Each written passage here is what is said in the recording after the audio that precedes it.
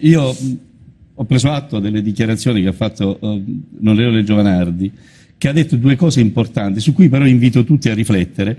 Ha detto, primo, questa legge di stabilità tutti la criticano ma nessuno l'ha letto. In realtà, mi permetto di far notare, che a criticarlo, tanto da farlo sapere agli italiani, le critiche che contiene, non è che sono stati dei sprovveduti, sono stati gli stessi parlamentari, dello stesso governo e della stessa maggioranza, cioè loro stessi se la sono dette e se la criticano pure. Quindi, Fassina si voleva dimettere, sta dentro il governo, esponenti del governo che si vogliono dimettere perché non condividono, esponenti della maggioranza, addirittura i capigruppo che dicono che è una legge che fa schifo, Brunetta, la Capezzone e quant'altro.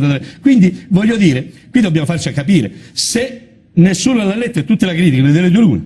O una bugia la prima cosa o una bugia l'altra, non è accettabile una cosa del genere. Quindi io prendo atto del fatto che è probabile che sia stata poco letta, ma è ancora più grave il fatto che è bastato a leggere quel che hanno letto e ogni giorno, man mano che lo si legge di più, la si critica di più, fino a dire il Presidente di Confindustria che è una porcata. Allora, sotto questo aspetto, forse è il caso di rivedere. No, Porcellum, qua di porcate ne abbiamo viste tante. Attenzione, fino a far dire al Presidente del Consiglio è una legge che in Parlamento dovete cambiarla, è una bozza.